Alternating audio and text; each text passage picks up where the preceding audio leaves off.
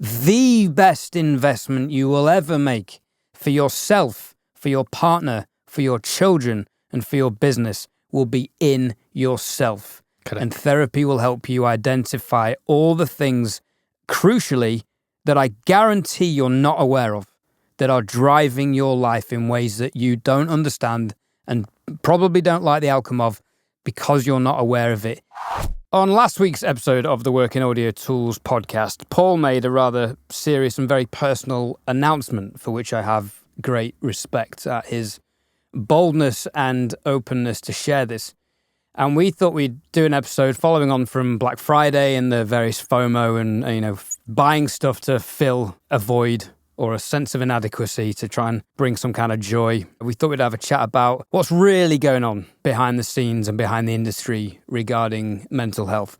Now, some people will immediately switch off and think, mental health, whatever, that doesn't apply to me. But what if it does and you don't realize? This is particularly pertinent to myself because I've been very honest about my journey with therapy on the channel. And that's not to say that therapy is indicative of someone who's got bad mental health. I have had CBT for depression in 2011. I have to admit I was quite down last year for a few reasons. They're often inextricably linked, but they're also often their own things. And one thing we did discuss, which actually triggered this conversation, how much mental health issues are fueling, social media, obviously narcissism's a big thing, but also YouTube. And I've taken up the whole introduction, Paul, but I have to admit, you said something just off air then when you start looking around at YouTubers, and this is not us firing shots at anyone, please don't take it as that. This is purely my personal experience, where you said for somebody to put themselves in the public limelight as exposed as we have done, there has to be some issues behind the scenes. And it made me laugh a bit because I have to admit, and I have had to admit to myself, that one of the reasons I started YouTube was a starvation of attention when I was younger. And that's probably it is why I became a musician, and it's most definitely why I started YouTube.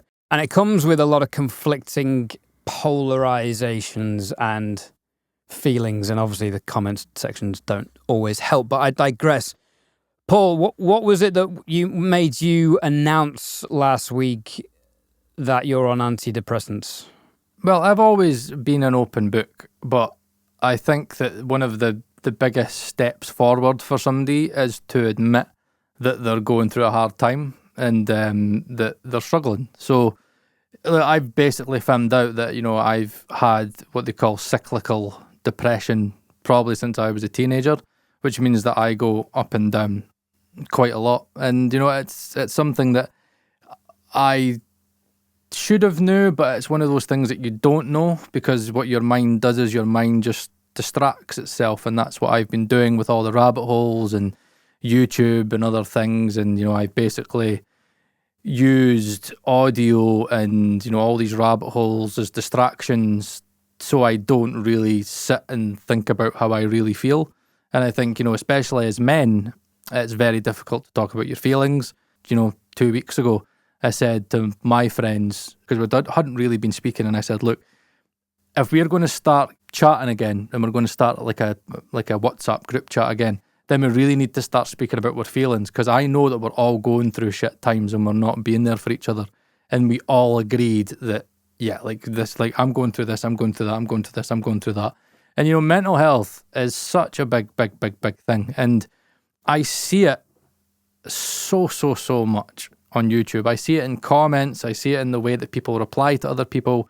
And, I see it in the way that, a lot of the toxicity is coming from a place of insecurity. It is coming from this inadequacy that people feel in themselves. Like, I've always felt inadequate in myself. And, it's only just now, like I've just had my second therapy session, and I'm going weekly now, and I'm in a fortunate place where, I can afford to get, therapy every week, which it's only until you start it, you then start to think, wow, I'm so privileged to be in this position, because there's so many people in poverty that will genuinely sit there without the help needed, because in the UK, the NHS is on its arse. Waiting lists are through the roof. I mean, to get an autism diagnosis, you're talking minimum 10, 12 years for an adult diagnosis.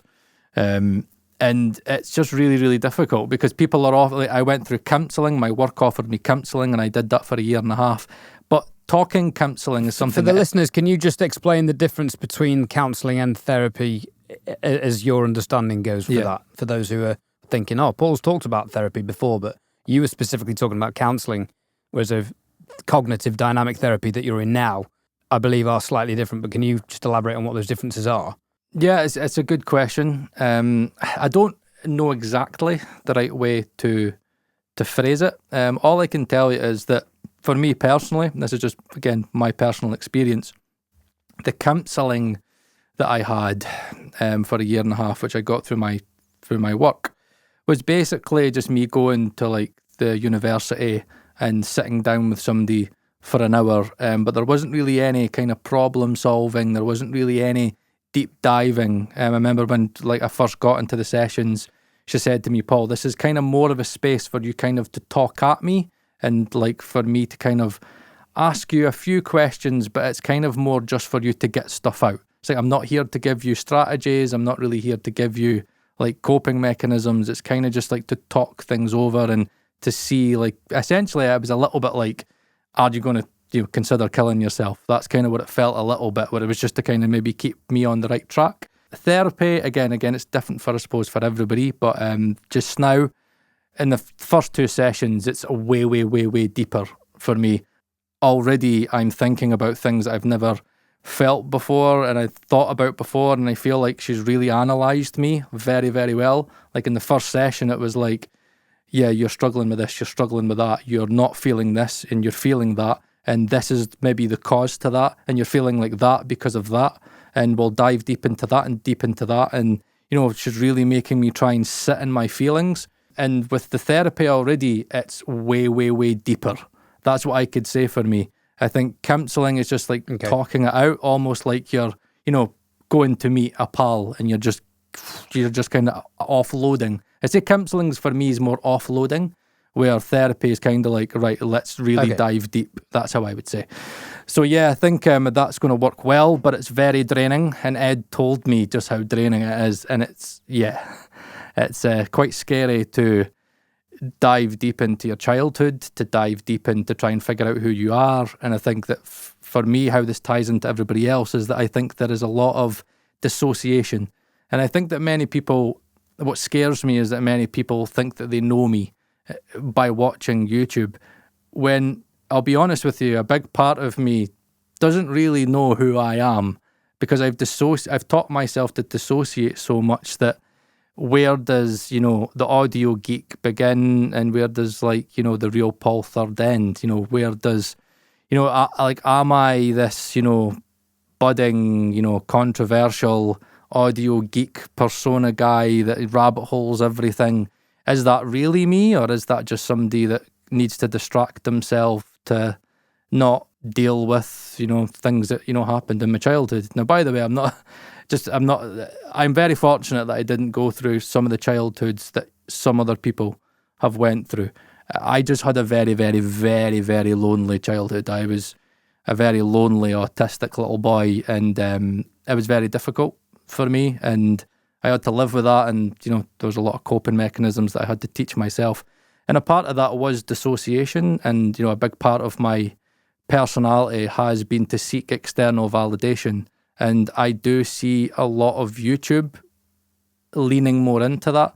And I think it's such a shame when you realise in yourself that the reason that you've done a lot of things is because you're needing the validation from other people to make you feel better about yourself. But the reality of it is nothing's ever good enough. Nothing's ever good enough for me. I could get a big artist, win 3 Grammys, and it wouldn't be good enough for me.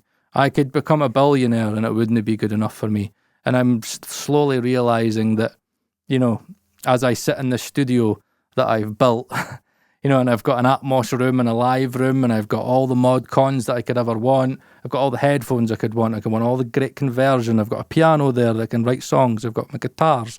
I've got kind of really, really good 2 great rooms now treated. I've got Kali SM8s. I've got fucking Need 1073 things, blah, blah, blah. I've got all the toys that I always wanted when I was sitting in that bedroom in my house. Because again, I always wanted to be an audio engineer. That's the one thing I know. But it's scary how much you chase the dopamine and how empty all of the praise gets. And I think that's when you kind of realise that, yeah, you are not that mentally well.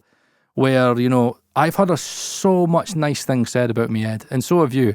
I have had people say to me, look, if you're in a certain part of the country, you've got a bed to sleep on. You know what I mean? That's genuinely how much I've helped other people. And so many people would become so unbelievably overwhelmed by the love and positivity that I've had over the years, but it just completely brushes past me and I don't feel anything. Like, again, I could get 1 million subscribers and it wouldn't matter a shit to me. I could get, 1,000 amazing comments and it doesn't matter a shit to me. What does seem to matter to me, and this is what's scary, is the negativity.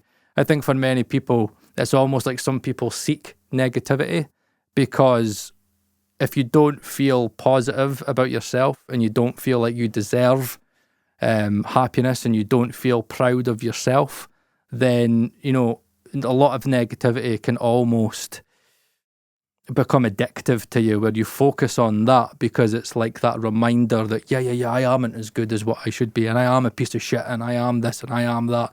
And you torture yourself. And I think that it's very important for people to speak about when they might look at me and you and they go, I would love to be somebody like Ed Thorne or Paul Third and get all this stuff and speak to all these people and go to NAM and have people knowing who they are and fucking, meeting all these great people. And I'm blessed to know all these great people in the industry. But I never, ever, ever once can sit down and, look at myself and say, Paul, you've done a good job. I said this to Ed like a week and a half ago, where I got really, really emotional in the car. I was like sitting there with my wife. I could say it now, but I couldn't say it to myself at the time. This is really deep, but I am an open book, and hopefully it helps other people to be a bit more open. But I couldn't say to myself that little Paul, this is when you think about your inner child work, little Paul would be so proud of like the man that I am today. And that got me really emotional, and I couldn't say it to myself because it was almost like I couldn't admit to myself that what I've done and where I was and where I've managed to come out of and, be the person that I kind of always wanted to be when I was younger. I have achieved a fucking shit ton. You know what I mean? I'm married, I'm an autistic man, with, a beautiful wife, beautiful kids. I've got a mortgage. I live in a really beautiful part of Scotland. I'm able to fulfill my passions. I've got all these geeky things that I always wanted. I've got, the respect and adoration from people that I respect. What more could have, that little autistic, lonely boy sitting in his room, what more could he have wanted? But it's never enough. And I think that that's where I feel sad on people, that so many people do genuinely spend so much on audio thinking that it's going to be the thing that makes them feel better about themselves, where it's just a sticking plaster. I've talked way too much already, Ed. What's your thoughts on stuff I've said there? Well, I've let you talk there because it's important to get that out, and you're on a good flow, and I was agreeing and relating to everything you've said. One thing I think we've overlooked, though, that I referred to in the introduction was, unfortunately, on the internet, the amount of people who aren't aware of these things. And I was that person until I started having psychodynamic therapy and having someone hold the mirror up against me and say, in this situation, you've caused this person X amount of pain and problems. And I had to swallow some bitter pills about myself and learn a lot about myself and how my behavior was affecting other people. Even just something as simple as a sense of humor, cutting someone else down, saying something funny about them to belittle them. It's lads, it's banter, whatever. But a lot of the time it isn't. A lot of the time that comes, and for me, that came from a deep sense of inadequacy, and I needed to pull other people down to elevate myself. Once I realized that about myself, I started seeing that everywhere. And that's what the negative comments are. a lot of the time, in my opinion. It's from people who lashing out at other people's success or other people doing something they can't do or with something that they can't afford or whatever. They're lashing out because they're not happy with themselves. They're not content. And they don't understand that. And they don't know where this comes from. We all, don't get me wrong, no one's perfect. There's still times when I have to stop and think, ooh, why am I doing this? What am I projecting here by wanting to reply with this or wanting to, comment with this? Or why am I judging that person in this way so harshly? Or why has that person annoyed me today? Often these things highlight in ourselves what we don't like about ourselves. And it's too easy to project those things onto the world, onto other people, onto the internet, on Facebook, criticizing other professionals for how they run their business to elevate yourself, to make you feel all big and powerful. It's everywhere. And for me, in my experience, I've been an open book about therapy, and I've had these conversations with a lot of people. I've had people on the phone bawling their eyes out, being like, hey man, I see the benefits. I see how you've changed in the last 2 or 3 years. Therapy's obviously working for you. What's it like? And they're asking me questions. They're at the lowest. And I'm telling them, fucking hard. It's brutal. And most people don't have the courage or the strength to stick with it or to even go because it's hard. It's a lot easier to bury your head in the sand and blame everyone else. Oh, well, that person did that. It's their fault. And, well, I don't need therapy because I'm really confident, Anyone who says that is fucking deluded, in my opinion. These are just my opinions. Maybe I'm projecting here somehow. But personally, I think if everyone had therapy, the whole world, I think half of the world's problems would disappear within a year if everyone had a therapy session a week for a year. If you start challenging your ego, ego is on the same stick as insecurity. So anyone who's projecting, anyone who's talking about how good they are at mixing online, anyone who has to have the biggest dick in the room, anyone who has to have the biggest and best studio or whatever, the likelihood is the other end of that stick is insecurity. I mean, they are on the same pole, in my opinion. You literally won't change my mind on that. Some people will not understand what I mean, and that's fine. Not everyone's going to be on the same journey as us, and that's fine. People will come onto this journey of self-investigation and self-realization and self-awareness in their own time, if they're going to at all.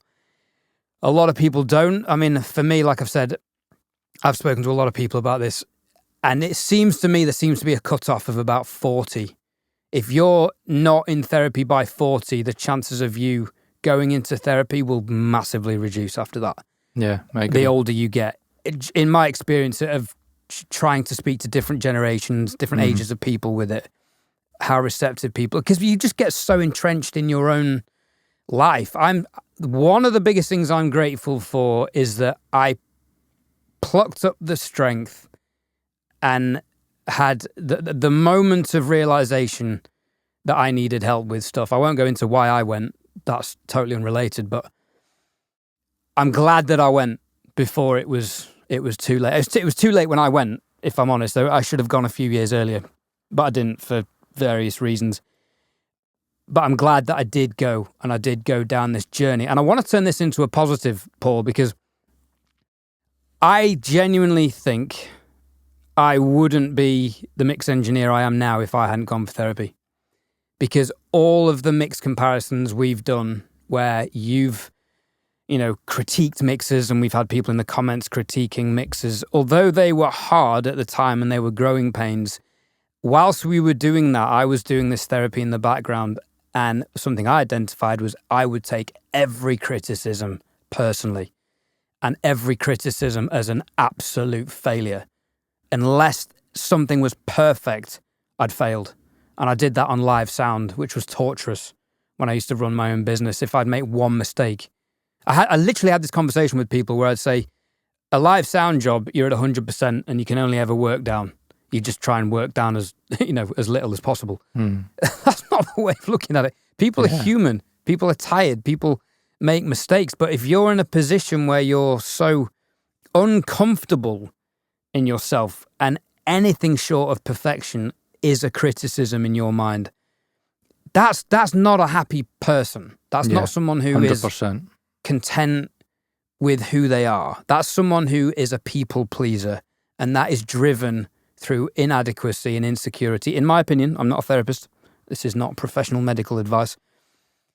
But if you feel like that, I would suggest getting help. If you have ever considered therapy, congratulations. I think you're ahead of probably 50% of the population. And if you have considered it, please strongly reconsider it. There is absolutely no shame in it. I think our generation are potentially bucking a generational cycle of shit passed on from generation to generation, 100%, particularly 100%. in men who cannot communicate. And that propagates through all areas of your life. We're the generation, I think, that are slowly starting to stop that. And it's only down to one person, and that is yourself. Yep. Nobody else will change your life. Nobody else will change your perspective. No amount of arguments or trolling on the internet will make you feel better about yourself. You've got to somehow, at some point in your life, take the time. For me, that meant being single for a long time. And that was one of the best things I'd done for myself, because I had to find peace with myself. And off the back of that, I'm waffling now, sorry. Off the back of that, it was, well, I don't need to buy gear. Moving into the studio was, yeah, I'm entertaining all this stuff on YouTube just because I enjoy speakers, but I've realized I don't need all this. Mm. I've got it now, so I'm going to keep it because it's nice. It's, the Arvas are a luxury. I was aware of that. I don't need them, though. I don't need them to feel like I can mix. When I bought the PSIs, I honestly felt like I needed them to feel like I'd be good enough at mixing. That was external validation driving that purchase. I can say that publicly. I don't need that. I can, mix on what I've got, but without being in a position where I can be comfortable in myself to take criticism, to take people help, even someone offering help, I would reject because I'd take it as a criticism. Mm. And that would question my worth. Honestly, I wouldn't be. I don't think this podcast would have gone on as long as it has done without me having therapy. Yeah, I think it kind of comes down to identity, and I think that's what is, the scary reality that I see all the time is that the channel becomes your identity. I think I've kind of had a lot of identity crises where I was the plugin guy, and now I'm the headphone guy, and the audio geek, and I was the debunker, I was the controversial guy, and it was like I was pigeonholed into all these places, and then when I felt like I was pigeonholed, I would then move and move and move. And I've kind of sometimes I say this to my wife, I feel like it's a Harry Potter reference, but it's like I feel like I'm Voldemort's soul. I like split my soul into like so many different facets and different things that I just feel like I'm this kind of jigsaw puzzle that I don't really know where everything fits together. Like I was saying to Ed, like before we got on the call, that I'm starting to think that, production isn't for me. I think I thought that I should be, an all-round audio engineer, and, I have worked on a few tracks, and whilst I enjoy parts of it, there's a lot of things I don't enjoy. Like I enjoy vocal coaching. I love vocal coaching. Like I love getting somebody in the booth and running through and getting the great performance. I really enjoy that. I enjoy recording. I enjoy writing songs. It's just in terms of the musicianship and all the kind of what I see as boring. You get some producers that love it, where it's like they will sit and, go into a kick sound and spend ages on a beat and spend ages on this sound and that sound. I don't know. It's just, it doesn't really do it for me. What I love about mixing is that, the song's already done, and I can, start it in 4 hours, 3-4 hours later, it could be done, send it away, and you can move on to the next thing, and it kind of keeps you going.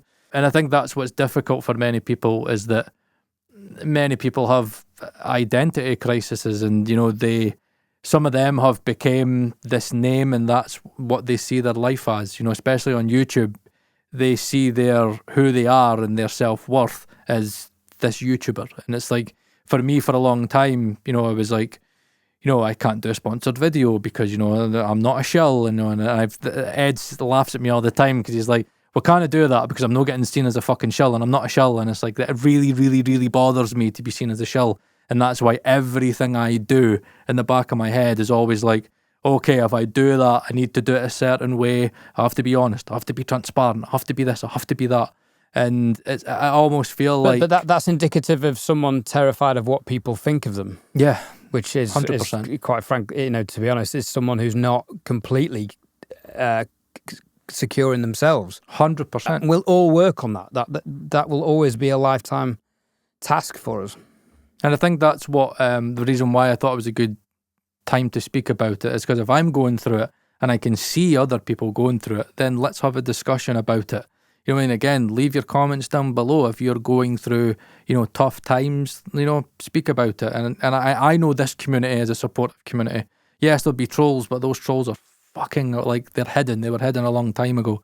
And, they'll get blocked immediately on this episode. Yeah. And one thing that I know I feel good in myself is that these people I know they're doing it out of something else. That's one thing I've taught myself is that some of the shitty comments that you get, that like you're doing that because there's something inside of you that's like, again, a lot of the times it's confirmation bias and they feel bad in themselves because they've bought something that they feel like they shouldn't have bought and they feel duped and they feel stupid and they feel like an idiot. So they have to then attack the person that's going against that viewpoint. Opinions, Jesus, the amount of toxicity that goes on with opinions. But, I have to look at myself and I'm doing that now where I'm synonymous for always being right. Everybody knows that Paul's got to be right. And I will fight to the fucking death if I think I'm right.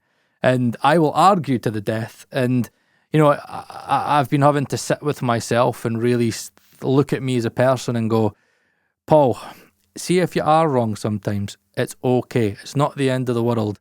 Your family are safe. You're safe. You're still getting to do what you love. You're still respected. And even still, I'm like, I don't need to be respected. I think, like, my wife said this to me a long time ago. She's like, Paul, out of everything you've done, like, you've gained all the respect that you could ever want. But, like, you think about when it was COVID times and, you left your job and you wanted to get back into audio and fulfill your audio degree. Like, Paul, think about your Discord. It's a way to hit, like, 300 paid members.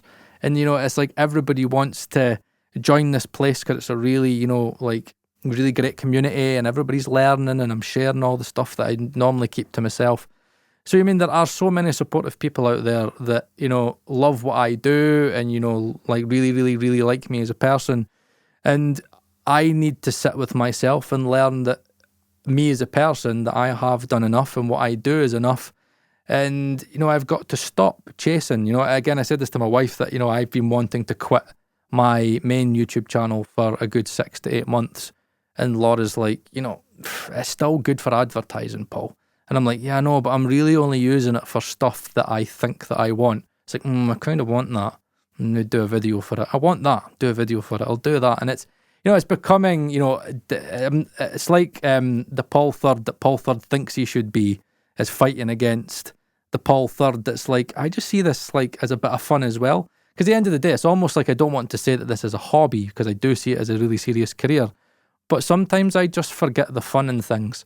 Sometimes, see headphones. I've learned with headphones is that it's fun for me, to get a pair of headphones, you try it out and, and you critique it and you analyse it and you get an EQ curve for it and stuff. Some people find that really, really, like, boring. It's fun for me. And I think that that's what I'm trying to do more in my life is trying to see what I actually get joy out of. And that's something that I found for a long time is that I don't really feel joy. I don't really feel happiness. I don't really know what happiness looks like. Christmases and stuff are really difficult for me because I said this to my therapist when I'm like, I am almost like proper Scrooge all the time. Like, I'm miserable all the time. I always see the negatives of things. I'm never happy. I hate the question of, how are you? Like, if you ask me how I am, I'll find something negative to say. And I've got to try and, learn how to be content. That's just being British. I know, but I think one thing that I've learned a lot, and my therapist said this to me, was let's replace happiness with content, Paul, because some people struggle with happiness. Somebody like me, I don't really understand what happiness is, I think. So it's like, what makes you content? And I think, when I'm doing mixing, I'm really content. But I've realised a lot of times as well is that, see all the speakers and all the calibrations and moving them an inch here and moving this and that. It's control. And I think that I like to have control of my life. And I think that many people are like that, where they maybe feel that they've not got control of their life and they need something to control. So what they'll do is they'll spend loads of money on gear.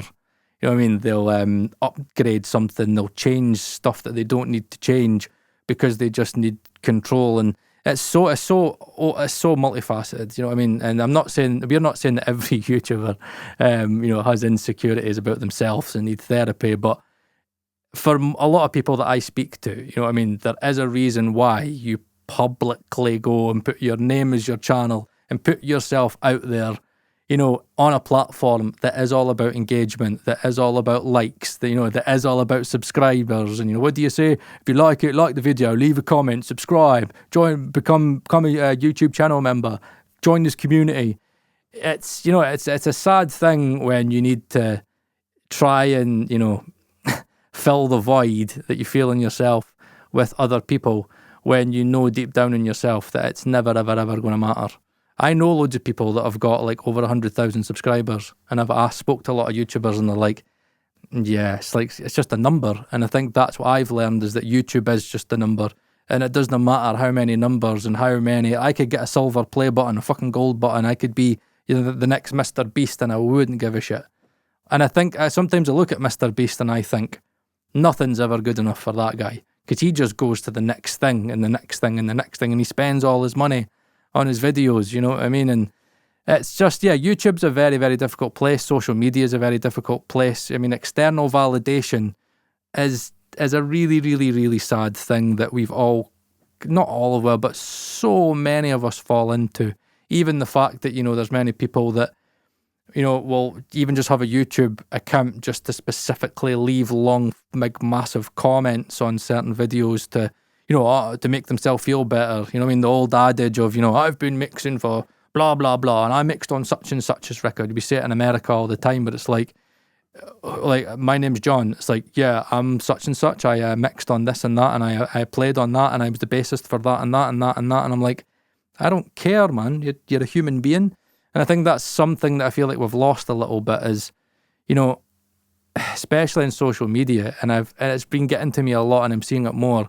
The way people speak to me, I've been accepting, but I've almost accepted that I am just like an audio chat GPT, where people are just like, yo, can I get your headphone EQ?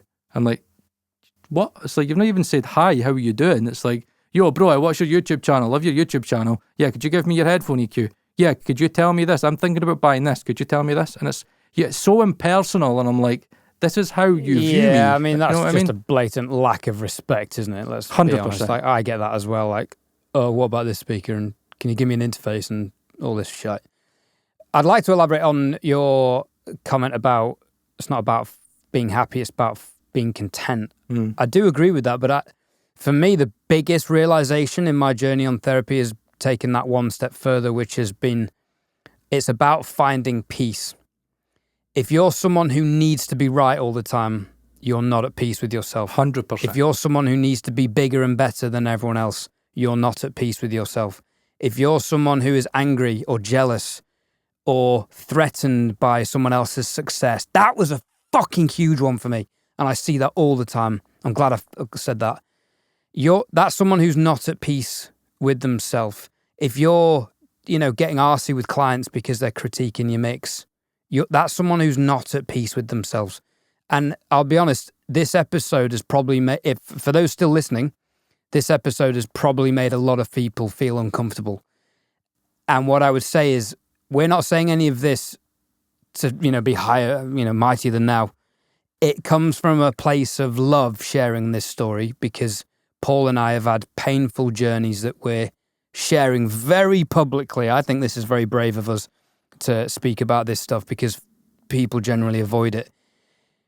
We say it from a place of love to give an experience relatable to other people. And I would implore that if we have said something that you think, fuck this guy, I don't agree with that.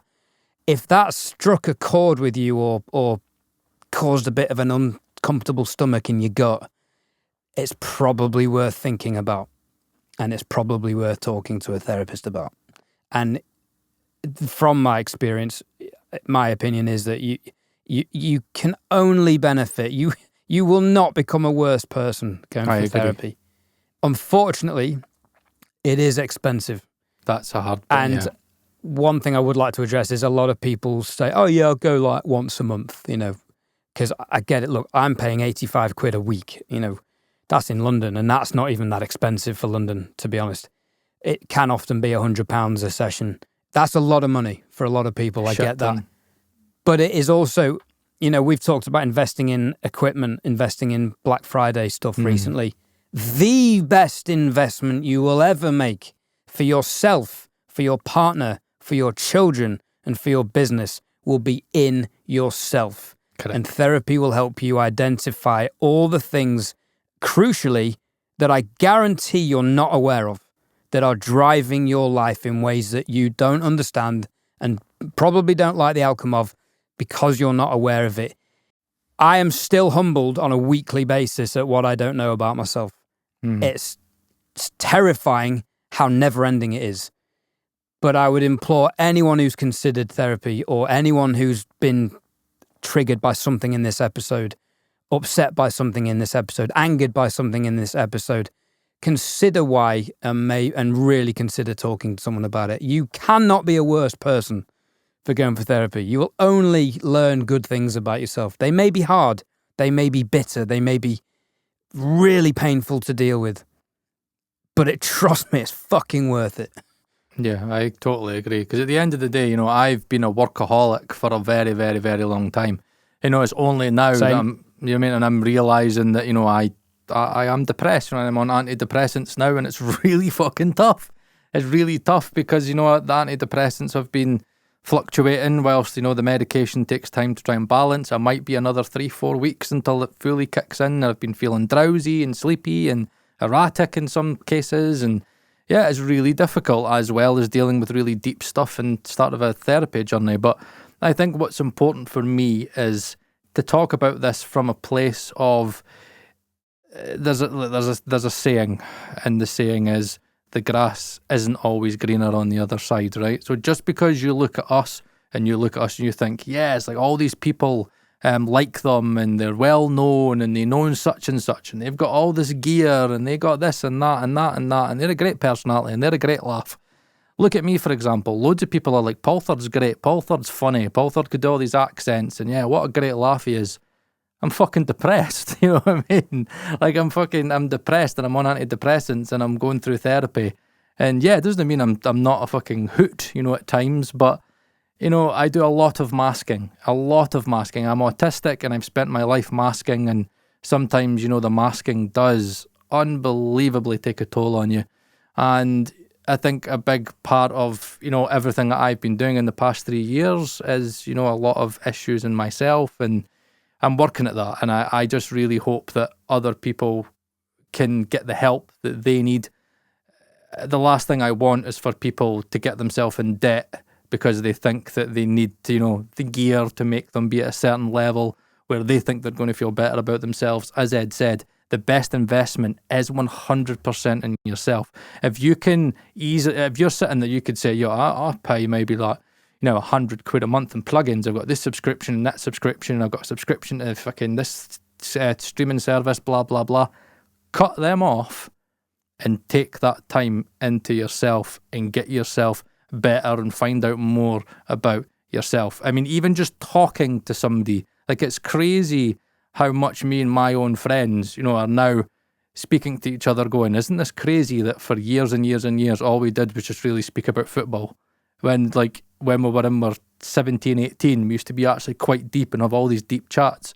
And then it's like the older that we got and the more responsibilities and the more pressures that we had, it's just almost like you think that you should crack on. And it's like, oh, woe is me, woe is me. Yes, there's so many atrocities. There's wars going on in the world right now. But at the end of the day, the only war that you can control is fucking up here. There's a lot of stuff in the world that, you know, you can try your best to, you know, make a change in the world, but, you know, look after here, you know, look after number one first, because what you'll find is that, you know, and I've seen it in Ed, you know, I mean, one of the main reasons that, you know, me and Ed have been able to grow and, you know, we're about to start a business together, you know what I mean, mixing and mastering. The reason that we've been able to do this podcast for so long, the reason that I feel comfortable going to NAM in January, like we'll say it now, we'll be going to NAM in January. The reason that I feel comfortable, you know, traveling again and like that full anxiety is because I've got him beside me. Me and Ed have been really, really important for each other because we're very, very close friends. And, you know, I've learned a lot from him. He's learned a lot from me. And I think hopefully from this podcast, what you can see is that, yeah, we are tight and, you know, we are very important to each other because we've been there for each other. We talk all the time. You know, Ed's always, you know, checking in on me. You know, he's always like, you know, how you feeling today? But anything you need to talk about, I'm always here. And that's just something that I think we should really be. And again, that's why on my Discord, I've got a well-being channel at the very bottom.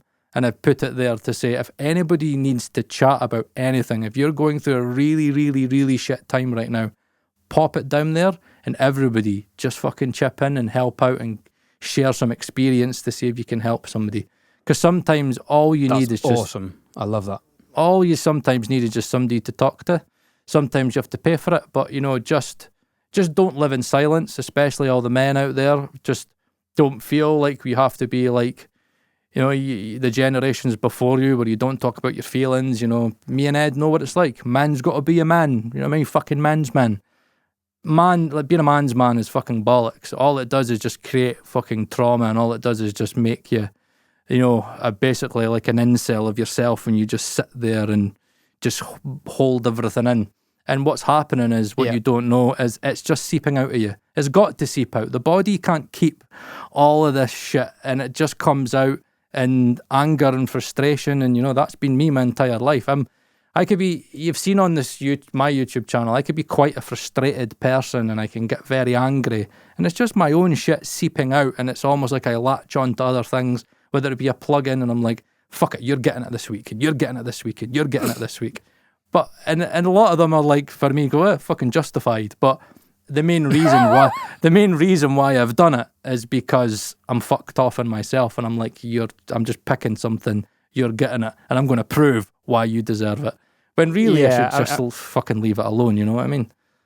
Yeah, I mean, I love that you've said that, because that is a remarkably intelligent observation, that all of these traumas, micro traumas that a lot of us are unaware of, a lot of us have evolved coping mechanisms to forget about, to mask. Some, you know, the obvious ones are working, drinking, shagging. Let's face it, been a professional musician, spent 2 decades doing that. That was masking pain, masking trauma that I wasn't aware of, and it was coming out in ways I didn't realize. So not only will talking to someone or therapy be of benefit to yourself for those reasons, let me give you some rather grim statistics. The biggest killer in men globally below the age of 35 is suicide. Let me say that again. The single biggest killer globally in men below 35 is suicide.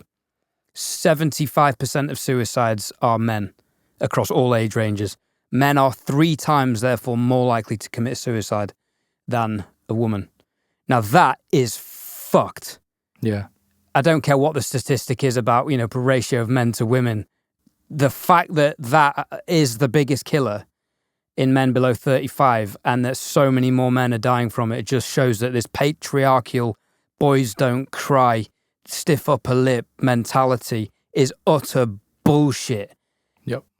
And it doesn't need to be that way. So hopefully, I think what I want people to take away from this episode is that everyone is love. Do you know what? There's a great lyric that says anger and resentment or bitterness is just love you've not been able to express or feel. And it's turned sour, and all these other feelings and emotions are coming out. Hopefully people listen to this and think, do you know what? Those 2 cunts are all right. If it's worked for them, maybe it'll work for me. If one person goes to therapy after this episode, I feel like my entire existence on YouTube has been worthwhile. All right, that's been a long, very personal, and definitely an emotional episode. Hopefully you've all got something positive out of that. Feel free to leave your thoughts and experiences in the comments.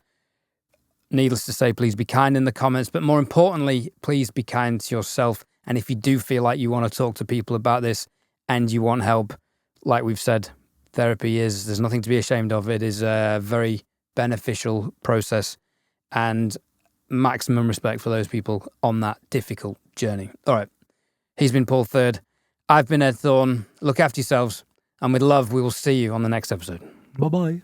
If you don't have an in-house mastering engineer like we're fortunate enough to have with Marcel at Actu Make with the Working Audio Tools, DistroKid have you covered.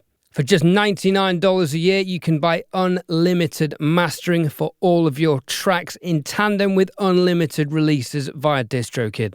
Mixair from DistroKid uses AI technology to measure the EQ and the dynamics of your track and then present you with numerous options to tweak and customize your master. You can flip between the original and the generic mastered option.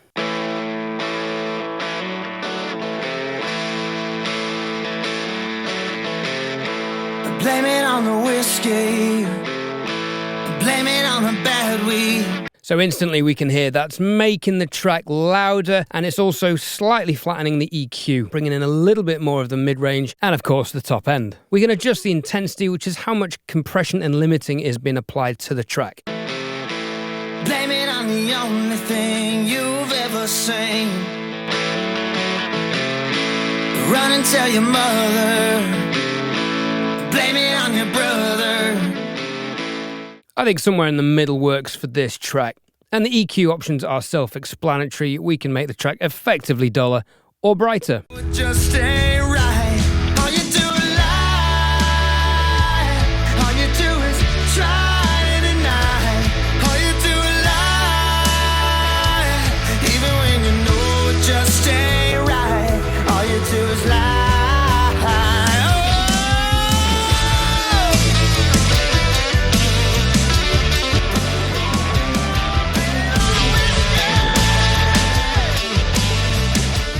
Download your mastered track and release it as easily as you do all of your other unlimited uploads. Get 30% off your DistroKid subscription using the Working Audio Tools VIP link below.